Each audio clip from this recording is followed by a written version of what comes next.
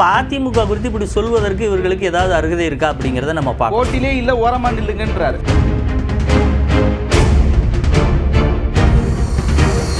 மாமியாருக்கு சோ போட்ட கதையிலேருந்து நம்ம பார்க்கலாம்.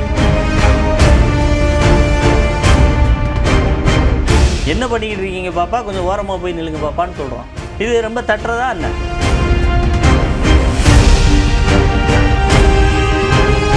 இதுவரைக்கும் தேர்தலை சந்திக்காத ஒரு கட்சி, வாக்கு வங்கி நிரூபிக்காத ஒரு கட்சி. அதான் காக்கா சொன்னா அண்டங்காக்காவுக்கு கோவம் வரும்னு சொல்லுவாங்க இல்லையா, அந்த மாதிரி நாங்களா கொடி பறக்குதுன்னு சொன்னோம், புள்ளியார் சொல்லி போட்டாச்சுன்னு சொன்னோம். போராட்டம் பண்ண 10 பேர் சுட்டுக் கொள்வீங்களா? போராட்டம் பண்ண 10 பேர் சுட்டுக் கொள்வீங்களா? யார் சுட்டது? நீங்க தானே சுட்டீங்க. உங்க சுட்டீங்க. முறை மனிதாபிமானம் இருந்த உங்களுக்கு இல்ல, நான் சொல்லி முடிச்சிடறேன். இந்த முறை மனிதாபிமானம் செத்து போச்சுன்னா அப்ப நீங்க தலைவரா இருக்க முடியுமா, முடியாதா?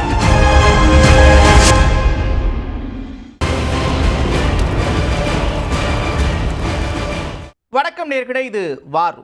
இன்றைய விவாத பொருள் அதிமுக தாவேகாவுக்கு இடையே அதிகரித்து வரக்கூடிய வார்த்தை மோதல். ஒருபுறத்தில் டிலீட் செய்யப்பட்டவர்கள் இருட்டில் கல்லறிய வேண்டாம், எங்களுக்கும் திமுகவிற்கும் தான் போட்டி, இப்படி பல வார்த்தைகளை பயன்படுத்தி அதிமுகவை தொடர்ந்து விஜய் புறக்கணிச்சுட்டே வரார்.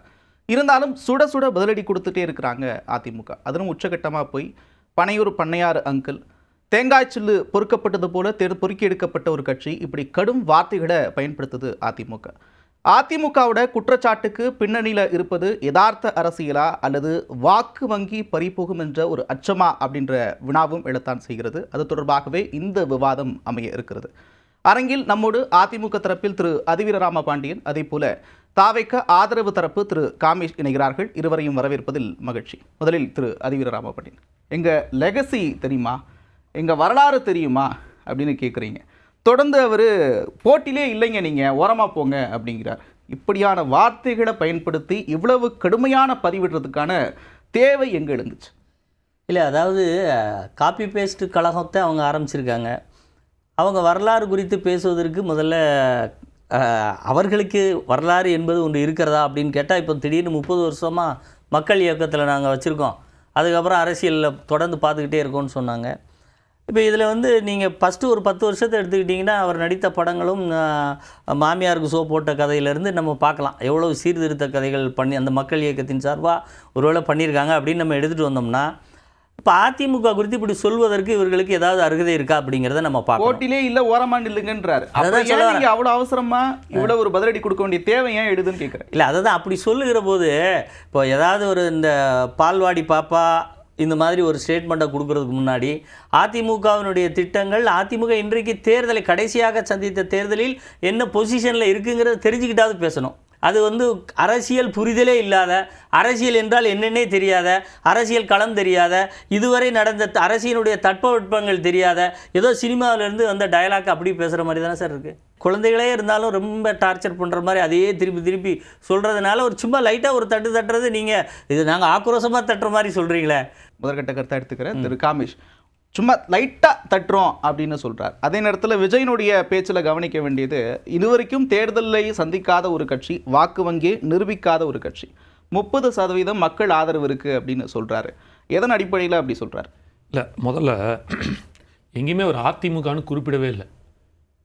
உங்களுக்கே அது தோணுதுன்னு எங்களுக்கு தெரியல. சும்மா ஒரு பழமொழி சொல்லுவாங்க, சாதா காக்கா சொன்னால் அண்டங்காக்காவுக்கு கோவம் வரும்னு சொல்லுவாங்க இல்லையா, அந்த மாதிரி எங்கேயாவது இடத்துல அதிமுக நீங்கள் களத்தில் இல்லை, இல்லை நீங்கள் இப்படி இல்லை, அவர் சொன்னதில் எங்கேயாவது ஒரு இடத்துல விஜய் அதிமுகவை சொல்லலன்னு சொல்கிறீங்களா?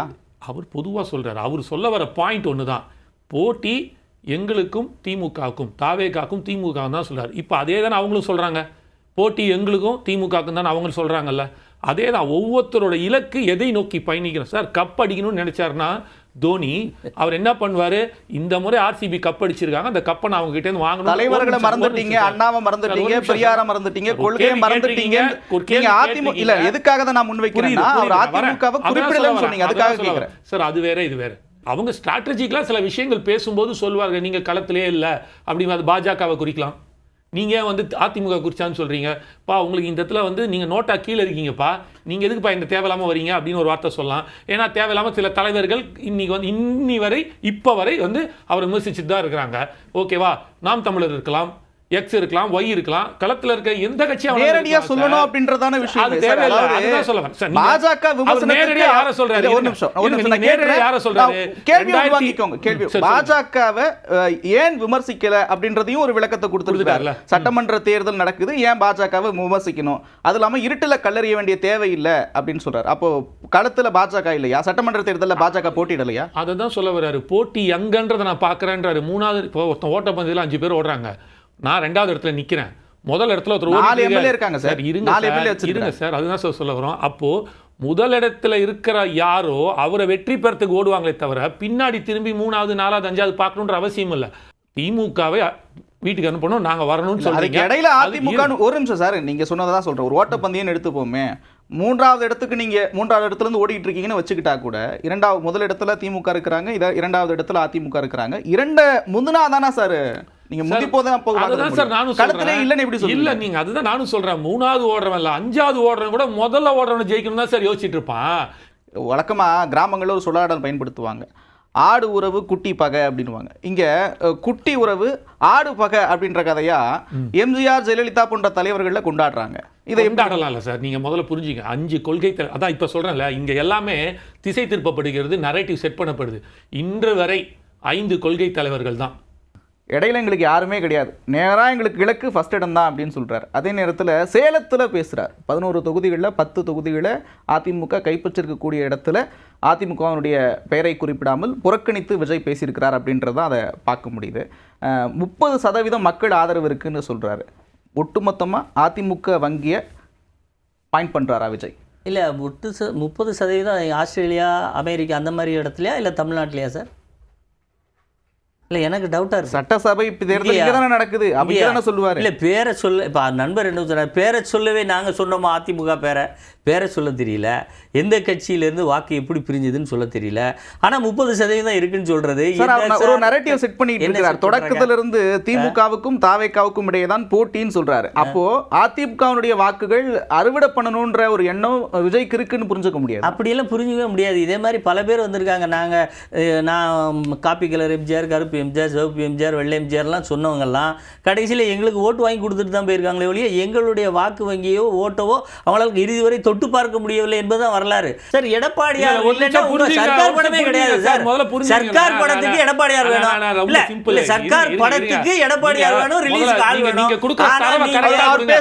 இல்ல ஆனா இப்போதைக்கு எடப்பாடியார் யாருனே தெரியாதுன்னு சொல்றவங்கள இன்னும் அப்டேட் ஆகாத கட்சின்னு கூட வச்சுக்கோங்க சார். சார் முதல்ல 5 தலைவர்களை சொல்றாங்க, அதுக்கப்புறம் அண்ணாவை சொன்னாங்க மெதுவா, அப்புறம் புரட்சி தலைவர் சொன்னாங்க, புரட்சி தலைவர் அம்மாவை சொன்னாங்க. இப்போ நல்லா படிச்சுட்டு வந்தாங்கன்னா திமுக ஆட்சியை தீய சக்தின்னு சொல்றது உண்மையாக இருந்தால் திமுக ஆட்சிக்கும் அதிமுக எடப்பாடியார் ஆட்சிக்கும் இந்த 4.5 ஆண்டு ஆட்சியை கம்பேர் பண்ணா எடப்பாடியார் வாழ்கன்னு சொல்லணுங்க. அப்போதான் அது ப்ராப்பர் அப்டேஷன். இந்த அப்டேஷனை நோக்கி தான் வந்துகிட்டு இருக்காங்க சார் இவங்களை நல்ல அழகாக வாட்ச் பண்ணுங்க.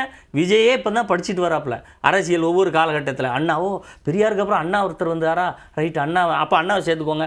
அதுக்கப்புறம் எம்ஜிஆர் வந்தாரா, அப்போ புரட்சி தலைவர் சேர்த்துக்கோங்க. அதுக்கப்புறம் அம்மா வந்திருக்காங்களே, நம்மளே போய் பார்த்துருக்கோம், தலைவாக்கெல்லாம் போய் கூத்தாடி இருக்கோம். கட்சி அனுபவம் இல்லாத கட்சி, புரிதல் இல்லாத கட்சின்ற பாயிண்ட்டை முன் வைக்கிறீங்க. அப்புறம் ஏன் பதட்டப்படுறீங்க? நாங்கள் பதட்டப்படல. அப்புறம் ஏன் அவ்வளோ காட்டமான ஒரு விமர்சனத்தை வைக்கிறீங்க சார்? நாங்கள் வச்சது காட்டமே கிடையாது சார்.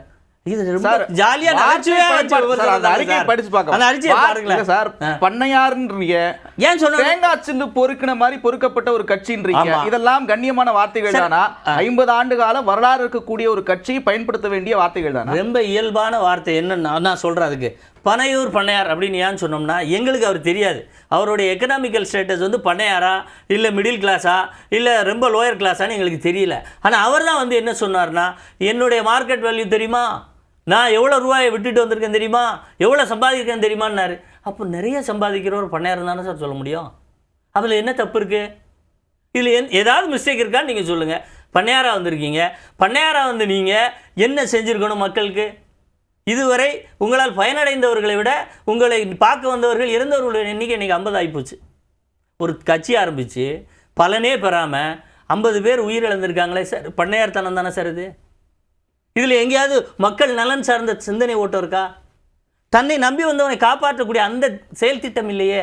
நீங்கள் எப்படி அதாவது வந்த 5000 பேர் 10,000 பேர்லேயே இவர் பேரை இழப்புக்கு காரணமாக இருக்கீங்கன்னா 6 கோடி மக்கள் 8 கோடி மக்களை நீங்கள் எப்படி சார் நிர்வகிக்க முடியும்? விக்கிரவாண்டி தொடங்கி சேலம் வரைக்கும் உயிரிழப்புகள் 50 இருக்கு. உங்களை நம்பி எப்படி 6 கோடி மக்களுக்கு ஆட்சி செய்யற அதிகாரத்தை கொடுக்க முடியும்? உங்களுக்கு என்ன அனுபவம் இருக்கு? எடப்பாடி சொல்றாரு திறனற்றவர் அப்படின்னு சொல்றாரு. Super sir. ஏன்னா 13 பேர் சுட்டுக் கொல்லும் போது நடந்தது அது ஆக்சிடென்ட். இது ஆக்சிடென்ட்டா? இது ஒரு கொலை. 13 பேர் வரங்க சார். யார் தெரிவிக்கல சார்? விஜய் வருத்தம் தெரிவிக்கல. நீங்க அப்டேட்ல இல்லன்னு அர்த்தம். அந்த 41 குடும்பத்தையும் தத்தெடுத்து சார் நேற்று அடுத்த 20 வருஷத்துக்கு வருஷத்துக்கு அவங்கள அந்த குடும்பத்தை தத்தெடுத்து இங்க பண்ணிட்டு இருக்காரு. ரெண்டாவது, நீங்க ஒரு மாநாட்டில் இறந்து போறான்னு நீங்க சொல்றீங்க தெரியுமா? அந்த முதல் மாநாட்டில் விக்கிரவாண்டி மாநாட்டில் செத்த 4 பேருமே மாநாட்டில் இறந்தவர்கள் அல்ல, மாநாட்டு வழித்தடத்தில் சாலை விபத்தில் இறந்தவர்கள். நான் சொல்லட்டுமா? அப்படி பாத்தீங்கன்னா ஜெயலலிதா அம்மா வந்து போன எலெக்ஷன் 13 பேர் முடிச்சிடறேன். நான் சொல்றேன் அது என்னன்றது நான் சொல்றேன். 13 பேர் உயிர் இருந்தது. சுட்டு கொன்னது யார் சுட்டு கொன்னா அப்படின்றது எனக்கே தெரியாது. நானே டிவியில பார்த்து தான் தெரிஞ்சுக்கிட்டேன்னு சொல்ற ஒரு முதலமைச்சர். இவர் திறனை பத்தி பேசுறாரு, அட்மினிஸ்ட்ரேஷனை பத்தி இவர் பேசிட்டு இருக்காரா? நாங்க பேசணும் எல்லாத்தையுமே எடுத்து தான் வைக்க முடியும். நாங்க இவங்க என்ன பண்ணாங்கன்றத 1.5 லட்சம் கோடி ரூபாயில இருந்த கடனை 4 வருஷத்துல. ஆனா நீங்க பேசும்போது நான் பேசலன்னா கொஞ்சம் இருங்க வரேன் இருங்க. அதான் சொல்றேன். அதுக்கு தனி கமிஷன் போட்டு ஆணையம் போட்டு அறிக்கை இருக்கு. அதனால அது வந்து ஒரு போராட்ட களத்தில் நடந்தது. போராட்ட களத்தில் கட்சிக்காரங்க எந்த தொந்தரவு இல்லாம எந்த பிரச்சனையும் இல்லாத இடத்துல கூட்டிட்டு போய் வச்சு எப்படி தூத்துக்குடியில 100 நாள் போராட்டம் பண்ணவர்கள் நீங்க என்ன கணக்குல எடுக்கிறீங்க? போராட்டம் வேறு, பொதுக்கூட்டம் வேறு சார். பொதுக்கூட்டத்தை கட்சிக்காரங்க கட்சியை பார்க்க வந்த போராட்டம் பண்ண 13 பேர் சுட்டுக் கொல்வீங்களா? போராட்டம் பண்ண 13 பேர் சுட்டுக் கொல்வீங்களா? யார் சுட்டது? நீங்க தான சுட்டீங்க. உங்க ஆட்சி சுட்டீங்க. அதுவும் அந்த காவல்துறை எந்த சுட்டுது? ஒரு காவல்துறையில ஒரு எல்லோ கலர் டி-ஷர்ட் போட்டு அந்த காவல்துறை நடவடிக்கை யார் சார் அனுமதி கொடுத்தது? அதற்கு யார் சார் அனுமதி கொடுத்தது? எப்படி சார் தெளிவாக அதேதான் நாங்க சொல்றோம். அதேதான் நாங்க காவல்துறை அதிகாரியை இன்னைக்கு ப்ரோமோட் பண்ணி இருக்கிற கட்சி இப்ப நீங்க சொன்ன கரூரும் இருங்க. இப்ப நீங்க சொன்ன கரூரும் கண்டிப்பாக இப்ப சொன்ன கரூரும் இருக்கிறதா? சார் மக்கள் ஏன் கொண்டுட்டீங்க ஆட்சியில உட்கார்ந்துட்டு? அது நடந்தது காவல்துறை. அதை சினிமா படத்தில் ஷூட்டிங் பண்ணி வச்சிருக்கீங்க. அந்த உணர்வை சினிமா ஜனநாயகம் படத்துல கொண்டு போய் சேர்க்க முயற்சி பண்ணீங்க. அதுக்கு முன்னால மிகப்பெரிய பயஸ் அப்ளிகேஷன் இருக்கு. இதெல்லாம் வெளிய வரும்போது பார்க்கலாம். விஜய் எவ்வளவு கொடூரமான மனிதன் என்பதை அடையாளம் காட்டுங்க. வெயிட் பண்ணுங்க. 13 பேரை கொன்னது வந்து நீங்க 42 பேர் அது கமிஷன்ல இருக்குன்னா இருங்க எனக்கு ஓய்வு பேச தெரியும். உங்களோட ஜாஸ்தி இருங்க. நீங்க பேசும்போது அமைதியா இருந்தல, நான் பேசும்போது நீங்க அமைதியா இருக்கணும். அதெல்லாம் பேசாதீங்க. வெயிட் பண்ணுங்க சார். வெயிட் பண்ணுங்க. கட்சிக்காரர்கள் 41 பேர் இறந்தது பொதுமக்களே. இங்க கொண்டது இல்ல சார். இருங்க அவங்க பொதுமக்கள் அடையாளப்படுத்திட்டு போவாதீங்க. ஒரு நிமிஷம். உங்க கட்சிக்காரங்க சொன்னீங்க எல்லாம் முடிஞ்சு நீங்க என்ன சொல்றீங்க? இது வந்து கமிஷன் போட்டு வந்திருக்குன்றீங்க. அதே தான் நாங்களும் சொல்றோம். இப்ப 41 பேர் இறந்தது, ஒரு கேஸ் நடக்குது, சுப்ரீம் கோர்ட்ல இருக்கு. அது வந்ததுக்கு அப்புறம் நீங்க யார் கொலைகாரன்னு பேசுங்க. நாங்க தான் கேஸே கொடுத்திருக்கோம். ஃபர்ஸ்ட் நாங்க ஒண்ணும் இது பண்ணல. வேண்டாம் சார். சுப்ரீம் கோர்ட் கொடுத்திருக்கு சார். நாங்க சிபிஐ விசாரணை கேட்கவில்லை என்று நான் சிபிஐ சொல்லவே இல்லையே. நான் வழக்கு தொடர்ந்து சொன்னேன். சிபிஐ நீங்க கேட்கல சார். சுப்ரீம் கோர்ட் இதனுடைய இதில் இருக்கக்கூடிய மிகப்பெரிய விஷயங்களை எல்லாம் ஆராய்ந்து கொடுத்த உத்தரவு. இருங்க சார், பொறுமையா இருங்க. நான் எங்க சிபிஐ சொன்னேனா? நாங்க தான் வழக்கு நீங்க முடிங்க. என்ன சொல்ல வரீங்க? வழக்கு புரிஞ்சதுக்கு அப்புறம் பேசுங்க. ஏன் பதட்டப்படுறீங்க? சிபிஐ இருக்குல்ல. இப்ப நீங்க பேசும்போது அமைதியா கேட்கல. சிபிஐ வழக்கு இருக்கா இல்லையா? நான் பேசும்போது ஏன் பதட்டப்படுறீங்க? சிபிஐ வழக்கு இருக்கா இல்லையா? இருங்க சார். அந்த வழக்கு நீங்க சிபிஐ கேட்கல. ஆனா இருங்க. இல்ல நான் ஒண்ணே இருங்க. கேள்விக்கு பின்னால ஒரு அர்த்தம் இருக்கு. நான் சொல்ல வரேன். கேள்விக்கு ஒரு அர்த்தம் இருக்கு. கேள்விக்கு நான் பதில் இல்ல நான் ஒண்ணே கேட்கிறேன். திமுக தீயசக்தி மாநில காவல்துறையிடமிருந்து சிபிஐக்கு இந்த வழக்கு மாத்தணும் நீங்க கேட்கல. அப்ப உண்மையிலேயே நீங்க திமுக தீயசக்தின்னு சொல்றது பொய்யே. திமுகவினுடைய பி டீம் நான் திமுகவுடைய எதிரி என்று சொல்லி அதிமுகவுக்கு வர வேண்டிய ஆட்சி மாத்திரத்துக்கு வர வேண்டிய வாக்கை வாங்கிவிட்டு கமலஹாசன் மாதிரி ஒரு எம்பி சீட்டுக்காக இந்த வேலை. இதுக்கு இத்தனை உயிரிழப்பு தேவையாங்கிறத என்னுடைய கேள்வி. இது டைரக்டா சொல்லிட்டு டிவி ரிமோட்டை போட்டு உடைச்ச மாதிரி திமுக தீயசக்தின்னு சொல்லிட்டு ஒரு எம்பி சீட்டை வாங்கிட்டு போறதுக்கு இத்தனை உயிரிழப்புகள் வேண்டாமே. பேசிட்டீங்களா? கொஞ்சம் அமைதியா இருங்க. இப்ப நான் பேசுறேன். நாங்க எங்கேயுமே சிபிஐ என்கொயரி எல்லாம் கேட்கல. நான் சொல்றேன் சார். திருப்பி பேசிட்டீங்கன்னா சார் நீங்க இருங்க சார். உங்க அரசியல் புரிஞ்சிச்சு சார். நீங்க கொடி பறக்குது பிள்ளையார் சொல்லி போடும்போது உங்க அரசியல் எல்லாம் புரிஞ்சிச்சு. கொஞ்சம் இருங்க. ரொம்ப சிம்பிள். நாங்க கேட்டது வந்து நீங்க சொன்ன மாதிரி தான். இதுக்கு வந்து ஒரு நியாயம் கிடைக்க வேண்டும் அப்படின்றதுனால என்ன விசாரணை கேட்டீங்கன்னு சொல்லுங்க சார். நாங்க கேட்டது சுப்ரீம் கோர்ட்ல சிபிஐ என்கொயரி. இல்ல என்ன என்கொயரி கேட்டீங்க? தமிழ்நாடு போலீஸ் காவல்துறை மேல எங்களுக்கு தமிழ்நாடு டிஎஸ் இல்ல திமுக டிஎஸ் சக்தியா இல்லையா?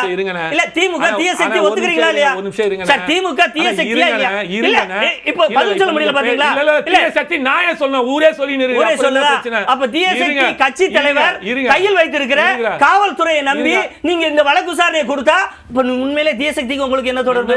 யார்ட்ட கொடுத்தா? என்ன சார் பேசிட்டு இருக்கீங்க? என்ன பேசுறீங்க? புரியலையா? தமிழ்நாடு காவல்துறை எங்க கொடுத்தோம்? தமிழ்நாடு காவல்துறை எதிர்த்து தான் கேஸே போட்டுருக்கோம் சுப்ரீம் கோர்ட்ல. என்ன விசாரணை என்ன பேசிட்டு இருக்கீங்க? என்ன விசாரணை என்ன கேக்குறீங்க? நாங்க நீங்க கேக்குறது என்ன? இந்த காவல்துறை மேல நம்பிக்கை இல்ல, தமிழக அரசு மேல நம்பிக்கை இல்ல.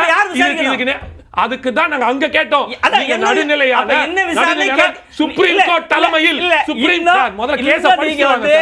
இன்னும் தெளிவா நீங்க திமுக பி டீம்ங்கறது தெளிவா ஃபர்ஸ்ட் கேஸ கேட்டுவாங்க. ஃபர்ஸ்ட் தெரிஞ்சிடுவாங்க. சுப்ரீம் கோர்ட்ல என்ன வழக்கு விசாரணை கேட்டீங்க? முதல்ல கேளுங்க சார். இங்க அவங்க போட்ட எஸ்ஐடிய எங்களுக்கு தேவையில்லை. நீங்க சுப்ரீம் கோர்ட்ல நீங்க எடுத்து நடத்தணும். அவர்கள் தலைமையில் சுப்ரீம் கோர்ட் என்ன பண்ணாங்க? அவங்க ஒரு சிபிஐ போட்டு அந்த சிபிஐ என்கொயரி பண்ணி அவங்க எங்களுக்கு ரிப்போர்ட் பண்ணி கொடுத்தது டிஸ்ட்ராக்ஷன் குற்றச்சாட்டுல இது கொடுத்தது வந்து சிபிஐ இல்ல சுப்ரீம் கோர்ட்டுக்கு சிபிஐ கொடுத்திருக்கு. புரிஞ்சுங்க ஃபர்ஸ்ட். நாங்க ஒண்ணு காவல்துறை மேல கேஸே காவல்துறை மேல தான். சுப்ரீம் கோர்ட்டோட மேற்பார்வையில எந்த ஏஜென்சி வச்சு விசாரிக்க போ கேட்டீங்க? சார் நாங்க ஏஜென்சியே கேட்கல சார். மறுபடியும் அதுதான் சொல்றேன். நேரடியா விசாரிக்க முடியுமா? சுப்ரீம் கோர்ட்ல நேரடியா விசாரிக்க முடியுமா? சுப்ரீம் கோர்ட் தலைமையில் ஒரு ஜட்ஜ் நீதிபதி நீதிபதி செய்யலாம். நீதிபதிக்கு உரிமை இருக்கு. தலைமையில் ரைட். நீதிபதிக்கு உரிமை இருக்கு. யாரை வச்சு? அது அவங்க காவல்துறை வச்சு. அந்த காவல்துறையே வரல இல்ல. நம்ம தலைப்புக்குள்ள வருவோம். நான் சொல்றேன் திமுகவோட மீட்டிங் சார். நாங்க போட்டதே கேஸ் திமுக மேல. நேற்று விட்ட அந்த பதிவு அதிமுக ஐடி விங்ல வச்சக்கூடிய அந்த காட்டமான விமர்சனங்கள் அதை எப்படி பாக்குறீங்க? அதுல ரொம்ப முக்கியமானது ஃபர்ஸ்ட் ஷோக்கு 2000 ரூபாய் வாங்குறதை நிறுத்திட முடியுமா அப்படின்னு கேக்குறாங்க. ஜனநாயகன் ஒரு படம் இருக்கு, நிறுத்திட முடியுமா? சார் ரொம்ப சிம்பிளாக சொல்கிறேனே, அந்த படத்தோட ஒரு விஷயத்தை புரிஞ்சுங்க, கான்செப்ட் என்ன அப்படின்றது. இப்போ இவங்க சொல்கிறாங்கல்ல, நாங்கள் பார்க்கவில்லை, கமிஷனில் போச்சு, இந்த மாதிரி நிறைய இஷ்யூஸ் எடுத்து வைக்கிறாங்க, இதுக்கெல்லாம் நாங்கள் காரணம் இல்லை, அது அப்படி நடந்துச்சு இப்படி நடந்துச்சுன்னு சொல்கிறாங்கல்ல. அந்த படத்தில் அவர் நடிச்சதோடு முடிச்சுட்டு போயிட்டார். இதுக்கப்புறம் சினிமா பற்றி அவர் பேசவே இல்லை, ஜனநாயகன் பற்றி அவர் பேசவே இல்லை. இது ப்ரொடியூசர் கவுன்சிலுக்கும் ஜனநாயகன் படத்தை பார்க்கறது யார் சார்? இருங்க சார், வரேன் சார். படத்தை யார் பாப்பா சார்? கொஞ்சம் நீங்கள் ஒரு கேள்வி கேட்குறீங்க, அந்த கேள்விக்கு பதில் சொல்லுங்க. ஒரு ஞாயிறு அடுத்த கேள்வி கேளுங்க போகலாம். அவரை மாதிரி நீங்கள் பதட்டப்படாதீங்க, ஃப்ரீயாகவே நான் சொல்கிறேன் உங்களுக்கு. எனக்கு பதட்டப்பட்டு ரொம்ப பதட்டப்பட்டுட்டே இருக்கிறாரு. நான் முடிச்சிடறேன் கேள்வியை. அந்த படத்தோட ப்ரொடியூசர் யாரு? ஒரு நிறுவனம். அவங்க ஒரு டிஸ்ட்ரிபியூட்டர் கொடுக்குறாங்க. அந்த டிஸ்ட்ரிபியூட்டர் வந்து தேட்டருக்கு கொடுக்குறாங்க. இவர்கள் 3 பேருக்குள்ள தான் இந்த வருமானம் என்ன ஏதுன்றது 2000மோ 1000மோ 200 300 இதில் வர பணம் எதுவுமே விஜய் நாங்கள் போய் சேரப்போது கிடையாது. ஃபர்ஸ்ட் அதை புரிஞ்சுங்க. First point. 2வது பாயிண்ட், அவர் நடிச்சிட்டார், அவர் ஒரு நடிகர், அவருக்கான சம்பளம் அவர் வாங்கப்பட்டுச்சு. ரசிகர் மன்ற ஷோலாம் யார் எடுத்து நடத்துறா? ரசிகர் மன்ற ஷோல ஃபர்ஸ்ட் டிக்கெட் யார் விக்கிறா? ரொம்ப சிம்பிளா சொல்றேனே, ஒரு 150 ரூபாய் நீங்க விக்கிறீங்கல்ல தேட்டர், இது மேல கவர்மெண்ட் போடுங்க சார். நீங்க 200 ரூபாய்க்கு மேல டிக்கெட்டை வித்தீங்கன்னா, நாங்க கவர்மெண்ட் சொல்ற டிக்கெட்டுக்கு மேல நீங்க வித்தீங்கன்னா அந்த தியேட்டரை சீல் பண்ணுவோம் சொல்லுங்க பாப்போம். சார் கவர்மெண்ட் ஆல்ரெடி விதிமுறைகள் இருக்கு சார். பண்ணல, ஏன் பண்ணாதே? நான் சொல்றேன் விதிமுறைகளை மீறி இருங்க சார். விதிமுறைகளை மீறி டிக்கெட் அப்ப அந்த கவர்மெண்ட் சார், அது யார் பொறுப்பு? அந்த கவர்மெண்ட் என்ன சார்? விதிமுறைகள் மீறி யார் செஞ்சாலும் விட்டுருவீங்களா? அப்போ தாவேகா இருங்க சார், கவர்மெண்ட் சார் ரொம்ப சிம்பிள் சார், ரொம்ப சிம்பிள் சார். நான் ஒரு கேள்வி கேக்குறேன் சார். ஒரு தவறு செய்யக்கூடாது, கவர்மெண்ட் ஆர்டர் இருக்கு சார். அதை மீறி ஒருத்தன் செஞ்சான்னா அவனை விட்டுருவீங்க? கவர்மெண்ட் பொசிஷன் எடுக்கணும் அப்படின்றது அந்த தியேட்டர் மேல எடுக்க மாட்டீங்க. ஏன் எடுக்க மாட்டீங்கன்னா அது உங்களோட சார். அது அததான் சார் தியேட்டர்காரங்க தான் சார் விக்கிறாங்க. சார் ஃபர்ஸ்ட் ஷோ நான் சொல்ல ரசிகர் மன்ற ஷோ டிக்கெட் யார் விக்கிறா? சார் யார் 2000 ரூபாய் விக்கிறாங்கன்னு சொல்றாங்க. 2000 ரூபாய் கொடுத்து யாருமே வாங்க மாட்டாங்க. யாருக்குமே ஆசை கிடையாது. விக்கிறது யாருன்றது போய் பாருங்க. தியேட்டர்காரன் டிஸ்ட்ரிபியூட்டர் ஏன் முதலமைச்சர் போடல? ஏன் திமுக போடல? ரசிகர் மன்ற நிர்வாகிகள் விக்கல சார். ஸ்ட்ரைட்டா பாயிண்ட் வாங்க. ஸ்ட்ரைட்டா பாயிண்ட் வாங்க. நான் என்ன கேக்குறேன்? அவங்க தான் ஸ்ட்ரைட்டா பாயிண்ட் வாங்க. ஒரு நிமிஷம் தான் இருக்குது. அவங்க கம்பெனி தான் நிறுவனம் தான் நடத்துது. கொஞ்சம் பதட்டப்படாம என்ன கேக்குறேன்னா, நீங்க சொல்றது புரியுது. டிஸ்ட்ரிபியூட்டர் விக்கிறாங்க, தியேட்டர் உரிமையாளர்கள் விற்கிறாங்க, எல்லாம் சரி. அதே நேரத்தில் ஃபர்ஸ்ட் ஷோ டிக்கெட் விற்பனையில் கூடுதல் விலை விற்பனையில் ரசிகர்களுடைய பங்கு இல்லைன்றீங்களா சார்? ரசிகர்கள் எப்போ எப்படி இருக்குன்னு சொல்லுங்க. நீங்க 2000 ரூபாய்க்கு டிக்கெட் வாங்கினா 2000 ரூபாய்க்கு வாங்கிட்டு போறான், டிமாண்ட் இருக்கு, வாங்குறான். அவ்வளவு பிளாக்ல டிக்கெட் விற்கலன்றீங்களா? எங்க நீ கொண்டு வந்து காட்டுங்க. இல்லன்றீங்க சார். எப்படி சார் நீங்க சொல்றீங்க? எனக்கு இல்ல, நான் கேக்குறதுனா இல்ல கேள்வி கேக்குறேன். ஆமாம் இல்ல இல்ல சார், இல்ல நீங்க ப்ரூவ் பண்ணுங்க. அது எப்படி இருக்குன்றது தெரியாது. அது வேற யாரோ ஒருத்தன் தியேட்டர்காரனே ஒரு காட்டுக்கு கூட விற்கலாம். ரசிகர் மன்றத்தில் இருக்கிறவன் அவன் முதல் நாள் பார்க்கணும்னு நினைச்சிட்டு இருக்கான். அவன் 2000 ரூபாய் கொடுத்து வாங்கிட்டு இன்னொருத்தருக்கு போயிட்டு 3000 ரூபாய்க்கு 2500 விற்கணுன்ற அவசியம் இல்லை. ஏன்னா அவனே அங்கே ஃபர்ஸ்ட் டே பார்த்தாகணும், ஃபர்ஸ்ட் ஷோ பார்க்கணும், அவன் தலைவன் அங்கே விசில கொண்டாடணும், அவனை தலைவன் அந்த இதில் திரையில பார்த்து அவன் எப்படி அந்த அவனுக்கு வந்து கடைசி டிக்கெட் போய் விற்க போறான்? விற்க வாய்ப்பே இல்லைல்ல. ஆனா அதை தான் நான் சொல்ல வரேன், இந்த இடத்துல இருக்கிற அந்த சிஸ்டம் பாருங்க. இங்க எங்கேயுமே விஜய் நான் போய் தியேட்டரை விற்க சொல்லல, விஜய்னாக்கு அது வரல, அவர் நடிச்சதுக்கு சம்பளம் வாங்கிட்டு போயிட்டார். இதுக்கப்புறம் சில நிறுவனம், ப்ரொடியூசர் நிறுவனம், டிஸ்ட்ரிபியூட்டர்ஷிப் நிறுவனம், தியேட்டர் நிறுவனங்கள் இவர்கள் தான் வித்துட்டு இருக்காங்க தான் இங்க இருக்கிற பாயிண்ட். நான் என்ன சொல்றேன், கவர்மெண்ட் கையில வச்சிருக்கீங்கல்ல, ஒருத்தன் கூட விற்க கூடாது. நான் என்ன சொல்றேன், இவ்வளவு ஏன் சார் எல்லாத்துக்குமே ஆப் இருக்குது, நீங்க ஒரு ஆப் போடுங்க சார். அனுபவத்தை பற்றி ஒரு விஷயத்தை கேள்வி எழுப்பியிருந்தார் எடப்பாடி பழனிசாமி. அனுபவம் இல்லாமல் நம்ம ஆட்சி நடத்துறது முடியாதுங்க, ரொம்ப கஷ்டம் அப்படின்னார். அனுபவம் தொடர்பாக சேலத்தில் நேற்று பேசியிருக்கிறார். நல்ல மனசு இருந்தால் போதும். எப்படி பார்க்குறீங்க? இப்போ நான் நண்பர்கிட்ட கேட்டீங்க, இந்த மாதிரி ஜனநாயகன் படம் இப்படியெல்லாம் பிளாக்ல டிக்கெட் விற்கிறாங்களே, 30 வருஷமாக நீங்கள் அந்த துறையில் இருந்திருக்கீங்களே, பெரிய அனுபவமாக இருக்க, அதை முதல்ல முடச்சி அந்த அதில் நடக்கிற மால் ப்ராக்டிஸை எதிர்த்து போராடி அப்படி எழும்பி வந்தால் அனுபவம் இருக்கிற அனுபவத்தை சரியாக முயற்சி பண்ணி கரெக்டாக பண்ணுறீங்கன்னு அர்த்தம். நான் படம் நடித்து கொடுத்தேன், அவர் போயிட்டார், சரி ரைட்டு. தலைவா படத்தில் நடித்து கொடுத்தீங்களா, ப்ரொடியூஸ் பண்ணீங்களா? சொல்லுங்கள் சார். தலைவா நடிச்சு தான் கொடுத்தோம். அப்புறம் ஏன் வந்து முதலமைச்சரை பார்க்க வந்தீங்க சார்? அதுதான் சார் மனிதாபிமானம். கொன்னுட்டு கொலை பண்ணிட்டு நாம அதான் மனிதாபிமானம். சார் நீங்க பேசி முடிங்க, நான் பதில் சொல்றேன். சர்க்கார் நடிச்சு கொடுத்தீங்களா, ப்ரொடியூஸ் பண்ணீங்களா? முடிச்சு நடிச்சு கொடுத்தோம். சரி, மறுபடியும் வந்து எடப்பாடியார் பார்த்தீங்க. சரி, ரொம்ப சிம்பிளா நான் சொல்லிடுறேன். 2 கேள்வி.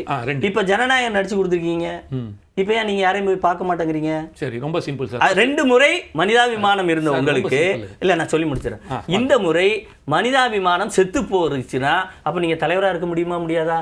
மனிதாபிமானம் இல்லாத ஒரு ஆள் தலைவரா இருக்க முடியுமா சார்? இன்னொன்று சொல்றேன், இந்த படத்துல இவருடைய பினாமி டான்ஸை ப்ரொடியூஸ் பண்ணியிருக்காங்கன்னு சொல்றாங்க. அதை வந்து அவர் மறுக்கட்டும் இல்லை என்னன்னு சொல்லட்டும். அடுத்து அவரே சொன்னார், இந்த படத்தை யாருக்கு டிஸ்ட்ரிபியூஷன் கொடுத்துருக்காங்க? ரிஜைனுக்கு கொடுத்துருக்காங்க. அப்போ பிஸ்னஸும் வியாபாரம் இது எல்லாத்துலேயுமே எந்த முயற்சியும் எந்த மாற்றமும் பாதிக்கப்பட போகிறது யாருன்னா தன்னுடைய ரசிகர்கள். தன்னுடைய ரசிகர் 2000 வாங்கினாலும் எனக்கு கவலை கிடையாது, என்ன பண்ணாலும் கவலை கிடையாது, முட்டி மோதினாலும் கவலை கிடையாது, நான் அடித்து கொடுத்து வெளியே வந்துட்டேன், ரசிகர்கள் எக்கெடு கட்டு போனால் எனக்கு என்ன அப்படின்னு நம்ம நினைக்கிறோம். அப்படி நடிக்கிற ரசிகர்கள்லாம் வந்து இவர் தான் தலைவர்னு சொல்கிறாங்க. அப்போ இதில் தலைவராக நடந்துக்கிறது ரசிகர்களா இல்லை விஜயா? அப்போ இந்த இணைப்பு அவங்ககிட்ட இருக்கு. என்னுடைய ரசிகர்கள் பாதிக்கப்படக்கூடாது. ஏன் நீங்கள் என்ன வந்து சொல்கிறீங்க, எனக்கு பணம் பெரிய பொருட்டல்ல, நான் வந்து இவ்வளோ உச்சபட்சத்தில் இருக்கேன், இந்த லாஸ்ட் படம் மொத்தமாக வாங்கி எல்லாத்துக்கும் ஃப்ரீயாக கொடுங்க அவங்க ரசிகர்களுக்கு, ஏன் கொடுக்க முடியாதா? தானம் பண்ண முடியாதா? உங்கள் ரசிகர்களை திருப்தி ஃபேர்வெல் பண்ண முடியாதா? ஒரு ஃபேர்வெல் பார்ட்டி மாதிரி என் ரசிகர்களுக்கு உண்டான டிக்கெட் எல்லா 1 வீக்கு எல்லாத்துலேயும் 150 ரூபா தான் டிக்கெட்டு செய்யலாம்ல சார்? புரட்சி செய்யணும்ல. அனுபவத்தை வச்சு என்ன செய்ய முடியும்னா இப்படி தானே செய்யணும். உங்கள் துறை சம்பந்தமாக நடக்கிற, கண்ணுக்கு எதிரே நடக்கிற இத்தனை இன்னல்களையும் கண்டும் காணாமல் இருந்துவிட்டு நல்ல மனசு இருந்தால் போதும்னா, நல்ல மனசு இங்கே இருக்கா, இவர்கிட்ட இருக்கா அப்படின்னு பார்த்தீங்கன்னா இந்த ஒரு விஷயத்திலேயே ஒன்றுமே இல்லைங்கிறது தெரியுது சார். மனிதாபிமானம் குறித்து அவர் பேசட்டும். Super sir. நான் எல்லா கேள்வியும் பதில் சொன்னால் இடைமறிக்காமல் இருக்கேன். அவர் பேசும்போது முதல்ல தலைவா படம், தலைவா படத்தோட பிரச்சனை என்னன்னு நான் சொல்லிடுறேன், ஓப்பனாகவே சொல்கிறேனே. தலைவா படத்தில் தமிழ்நாட்டில் மட்டும்தான் ரிலீஸ் ஆகலை, ஆனால் மற்ற எல்லா தேட்டர்லையும் மற்ற மாட்டுலையும் ஸ்டேட்லையும் ரிலீஸ் ஆகிடுச்சு. பைரசி உள்ளே வந்துருச்சு. அந்த ப்ரொடியூசர் சந்திரபிரகாஷ் ஜெயின் நினைக்கிறேன், அவர் வந்து ப்ரொடியூசருக்கு ஹார்ட் அட்டாக் வந்து என்னோட ஒட்டுமொத்த இன்வெஸ்ட்மெண்ட் இதில் போட்டிருக்கேன், நான் நடுத்தருக்கு வரும்னு இதில் ஆகி அவர் போயிட்டு ஹாஸ்பிட்டல் அட்மிட் பண்ணிட்டார். இந்த ஒரு காரணத்துக்காக இப்போவும் சொல்கிறேன், மனிதாபிமானம் கேட்டிங்களா, தன் மனிதாபிமானம் இருந்ததுனால்தான். ஏன்னா விஜயனா படம் பொறுத்த அந்த மனிதாபிமானம் இப்போ எங்க போச்சுன்றதா கேள்வி. சுருக்கமா முடியும். அவ்வளோ பெரிய கேள்வி கேட்குது, 10 நிமிஷம் விடுறீங்க. அந்த கேள்விக்கு பதில் எனக்கு சுருக்கணும் நான் கொடுக்க முடியும், நான் தெளிவுபடுத்தணும்ல. அப்போ அந்த இடத்துல அவர் என்ன பண்றாரு, தன் சுயமரியாதையும் விட்டு கொடுத்துட்டு, நான் நடிச்சிட்டேன்ப்பா, இது என்னோட பிரச்சனை இல்லைப்பா, அது டேரக்டருக்கும் ப்ரொடியூசருக்கு இருக்கிற பிரச்சனை, நீங்கள் பேசி தீர்த்துங்க, நீங்கள் சொன்னாமல் நடிச்சு கொடுத்துட்டு போயிட்டேன், பணம் கொடுத்துட்டீங்க நன்றின்னு போகாமல் என்னால் ஒருத்தர் பாதிக்கப்படக்கூடாதுன்றதுக்காக தேவை இருந்தாலும் இல்லாட்டினாலும் சுயமரியாதை விட்டு மனிதாபிமானம் மனிதாபிமானம் மனிதாபிமானம் மறுபடியும் சொல்கிறேன், போயிட்டு கை கட்டி நிற்க வேண்டிய ஒரு சூழ்நிலை இருந்துச்சு. நின்னாரு, அந்த படத்தை ரிலீஸ் பண்ணி இங்கே கொடுத்தாரு. First point. அடுத்தது சர்க்கார் கேட்டார், சர்க்காரில் சில இஷ்யூஸ் வந்துச்சு. அப்போ யார் முதலமைச்சர்? அப்போ நீங்கள் ஓட்டு போடுறவங்க மட்டும் தான் முதலமைச்சராக இருப்பீங்க, ஓட்டு போடாதவங்க முதலமைச்சராக இருக்க மாட்டீங்களா? அது பிரச்சனை நீங்கள் தான் சார் வந்து தீர்த்து கொடுக்கணும். அது உங்களுக்கு பிடிக்குதோ பிடிக்கலையோ, வேணுமோ வேணாமோ, இன்றைக்கி வேணாம், அன்றைக்கி தேவைப்பட்டுச்சு, இன்றைக்கி தேவை இல்லாமல் இருக்கலாம், போன வாரம் வரைக்கும் நாங்கள் தேவை, இந்த வாரத்தையும் உங்களுக்கு தேவையில்லை, அது அடுத்த விஷயம். அப்போது முதலமைச்சர் யாரும் அந்த முதலமைச்சர் தான் போய் கேட்க முடியும். அதனால் அன்றைக்கி சர்க்காருக்கும், ஏன்னா அந்த படமும் அதே இஷ்யூஸ் தான், இதே மாதிரி படம் மற்ற இடத்துலாம் ரிலீஸ் ஆகிடுச்சு, இங்கே வரும்போது அதில் ஏதோ சில பிரச்சனைகள் இருந்ததுனால அதை கட் பண்ணணும்னு சொல்லி கேட்டு பண்ணுறோம் சார் சொன்னதுனால அது பண்ணது 2. ஜனநாயகன் அப்படி இல்லை. ஓவராலாகவே உங்களுக்கு படத்தை நிறுத்தி வச்சிருக்காங்க. கிட்டத்தட்ட அது ஒரு தடை லெவலுக்கு உட்கார்ந்துருக்குது. இது பிரச்சனை எங்கேருந்து வருது? இது அழுத்தம். அதுதான் சொல்கிறார். யார் எனக்கு அழுத்தம் கொடுத்தாலும், அது முன்னாடியே என்ன சொல்கிறாரு, மலேசியாலையும் சாதாரணமாகவே என் படத்துக்கு பல பிரச்சனை வரும். இப்போ நான் கட்சி வேறு ஆரம்பிச்சிட்டேன், இருந்தாலும் நீங்கள் ப்ரொடியூஸ் பண்ணுவீங்கன்னா என்னாலும் நான் பார்த்துக்கிறேன், நீங்கள் நடிச்சு மட்டும் கொடுங்கன்னு நான் நடிச்சு கொடுத்தேன் அப்படின்றார். இப்போது அந்த ப்ரொடியூசர் இப்போ இவர் வந்து ஏதாவது ஒரு பேச போய் ஒரு இஷ்யூ ஆச்சு வச்சுக்கிங்களேன், அப்போ என்ன ஆகும்னா அந்த படம் ஓவராலாக இப்போ அண்ணன் சொன்னார் ஃப்ரீயாக போட்டு கொடுத்துருங்களேன் அப்படின்ட்டுன்னு. சார் அது ஒரு 500 கோடி ரூபா வர்த்தகம் சார்.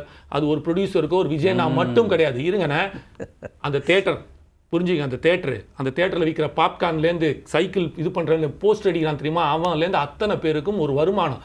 2 நாள் முன்னாடி சுரேஷ் காமாட்சின்ற ஒருத்தர் சொல்கிறாரு, திருப்பூர் சுப்பிரமணியம் ஒருத்தர் சொல்கிறாரு, இந்த ஜனநாயக படம் மட்டும் ரிலீஸ் ஆயிருந்தா இந்த பொங்கல்லாம் நாங்கள் கிட்டத்தட்ட ஒரு 1000 கோடிக்கு மேலே எல்லாம் புரியுது சார். உங்க பாயிண்ட் புரியுது. உங்க பாயிண்ட் நான் எடுத்துக்கிறேன். உங்க பாயிண்ட் இது மூலமாக அடுத்த 4-5 மாதத்துக்கு நாங்கள் தேட்டர் நடத்தியிருக்கோம், மிகப்பெரிய வர்த்தக நஷ்டத்துல நாங்க உட்கார்ந்துருக்கோம் அப்படின்னு இவங்க தான் சொல்லிட்டு இருக்காங்க. ரசிகர்களுக்கு 1000 கோடி மகிழ்ச்சி வந்து பாயிண்ட் புரியுது. கேள்வி என்னன்னா, இல்ல இப்ப கேட்ட எல்லா முதலமைச்சர் தொடங்கி எதிர்க்கட்சி தலைவர் வரைக்குமே கண்டனம் தெரிவிச்சாங்க. இந்த மாதிரி விஷயங்கள்ல நீங்க பண்ணக்கூடாது அப்படின்ற விஷயத்தை கண்டனம். விஜய் ஒரு வார்த்தை கூட பேசலையே. எதுக்கு சார்? ஜனநாயகன் விவகாரம். அதுதான் சார் சொல்ல வரேன். நானும் இப்போ உங்களுக்கு அதுதான் சொல்றேன்ல, இது ஒரு வர்த்தகம். யார் சொல்றாங்கன்றது இருக்கு. அவர்தான் சார் உண்மை. அவர் எடுத்து வச்சார் அப்படின்னா இந்த இஷ்யூ வேற மாதிரி போகும். ஒண்ணு. ரெண்டாவது, இதுக்குள்ள நடந்தது எல்லாத்தையும் நான் தெளிவுபடுத்தினேன். இப்ப வேணா அந்த ஜட்மெண்ட் காப்பி கூட படிக்க ரெடி. ஆஷா என்ன ஜட்மெண்ட் காப்பி கொடுத்தாங்க, என்ன பிரச்சனைனால அது நிக்குது அப்படின்னு, அதை தான் ஒரு மறைமுகமா எனக்கு அழுத்தம்னு சொல்லிட்டாரு. என் அழுத்தத்தை இது மூலமாக நீங்க தீர்த்துக்க முடியாது, நான் இப்படித்தான் இருப்பேன், நீங்க என்ன அழுத்தம் வேணாலும் கொடுங்க பாத்துக்கிறேன். ஹைகோர்ட்ல வாபஸ் வாங்கியாச்சு சார். கேஸை வாபஸ் வாங்கிட்டீங்களா சார்? அதுதான் சார் சொல்ல வரேன். இப்ப ரிவ்யூ கமிட்டிக்கு போகும்போது அது என்ன நடக்குது? அப்ப அங்க ப்ரொடியூசர் புதுசா பெரிய பிரச்சனை எல்லாம் கிடையாது. ரிவ்யூ தான். இங்கேயும் கட்டிங் பிரச்சனை தான். அந்த பிரச்சனைக்கு மனசாட்சி மனிதநேயம் எல்லாம் எங்கன்னு தான் கேள்வி கேக்குறாங்க. அந்த கட்டிங் பிரச்சனை அங்கேயும் கட்டிங் பிரச்சனை. அது உங்க கூட்டணியில கட்சியில இருக்கிற அழுத்தம் தான் கிடையாது. நீங்க ஒத்துக்கிறீங்களா சார்? ரொம்ப சிம்பிளா கேக்குறேன். உங்க கூட்டணி கட்சியில இருக்கிற அழுத்தம்ன்ற நீங்க ஒத்துப்பீங்களா? சார் அது விஜய் வெளிப்படையா சொல்லலையே. கிடையாதுங்கற. அததான் சொல்ல வரேன். அதான் இவர் இல்லன்றாங்க. இல்லன்னு சொல்லுங்க. வெளிப்படையா சொல்ல. அப்படி இருந்திருந்தா விஜய் சொல்லிருப்பார் சார். நீங்க என்ன இது பண்ணிடுறீங்க? என்ன இந்த கட்சி அழுத்தம் கொடுக்கிறது சொல்லிருப்பார்.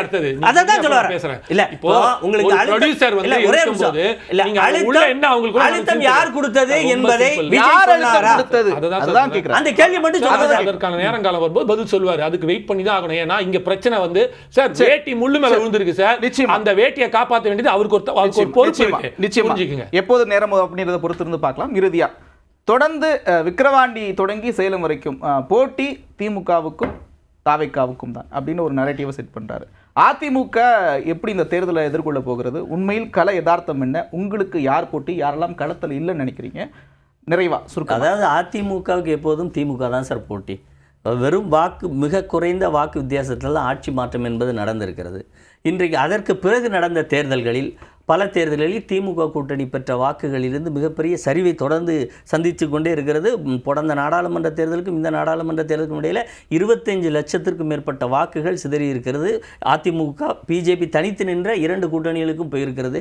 இதெல்லாம் நீங்கள் வச்சு பார்த்தீங்கன்னா இன்றைக்கு கள அரசியலில் நிற்பது அதிமுகவா திமுகவா என்பது தான். இப்போ இவர்கள் வந்து என்ன பவள விழா பாப்பாவா பால்வாடி பாப்பாவுக்குமா போட்டி அப்படின்னு கேட்டாங்கன்னா என்னுடைய பதில் 2-3 இடங்களுக்கு வேணால் அந்த போட்டியாக இருக்கலாம். எங்களுடைய களம் மிக தெளிவாக இருக்கிறது. அதிமுக ஆட்சியை அமைப்பதற்கு அனைத்து சூழல்களிலும் மிக தெளிவான பணிகளை செஞ்சுக்கிட்டோம். நிச்சயமா. இறுதியாக யாருக்குமான போட்டி? விஜய் ஏற்கனவே திட்டவட்டமாக சொல்லிட்டாரு, திமுகவுக்கும் தாவேக்காவுக்கும் போட்டி அப்படின்றது திட்டவட்டமாக எல்லா மேடைகள்லையும் சொல்கிறாரு. களத்தில் வேற யாரெல்லாம் இருக்கிறாங்க, என்ன சவால்கள்லாம் எதிர்கொள்ள போகிறது தாவேக்கா? இந்த ரொம்ப சிம்பிளாக சொல்லணும்னா விஜயன்னா முதலேருந்தே சொல்லிட்டு வருது தான், 234 தொகுதியும் தனித்து போட்டிட்டாலும் நட்பு ரீதியாக யார் வந்தாலும் ஏற்றுப்போம்னு சொல்லிட்டாங்க. நாங்கள் மக்களோட கூட்டணியில் இருக்காங்க. அவங்க அண்ணா வந்து சொல்லும்போது திமுகவோட பலகீனத்தை சொன்னார், 25 லட்சம் வாக்குகள் கம்மியாயிடுச்சுன்ட்டுன்னு. அம்மா விட்டுட்டு போகும்போது 41%, இன்றைக்கி 19% வந்து நின்றுட்டு இருக்கிறாங்க. 10 தொடர் தோல்வி, இதெல்லாமும் எடுத்து பேசணும். அப்படி நியாயமாக பேசினா நம்ம அது எல்லாத்தையுமே எடுத்து சொல்லலாம். ஸோ 2 கட்சியும் ஆனால் முடிச்சுட்டாங்க. உங்களுக்கு முடிஞ்சிட்டு போச்சுன்னா நிறைவு கருத்து நீங்கள் முடிச்சிட்டீங்க. இப்போ நான் ஒரு நிமிஷம் வைக்கல. இல்லை என்னத்தை வந்து குற்றச்சாட்டு கணக்கு சொல்கிறேன். கணக்கீடுல நாங்கள் தனித்து நின்று வாங்கிய ஓட்டு கூட்டணியோடு இல்லை. முதல்ல அதை புரிஞ்சுக்கணும் சார். அத்த பாயிண்ட் அவ்வளவுதான். இதுதான் ரொம்ப சிம்பிள். அப்படி நீங்க பாத்தீங்கன்னா கூட 2016 அம்மா 230 தனிச்சு நின்று ஜெயிச்சாங்க.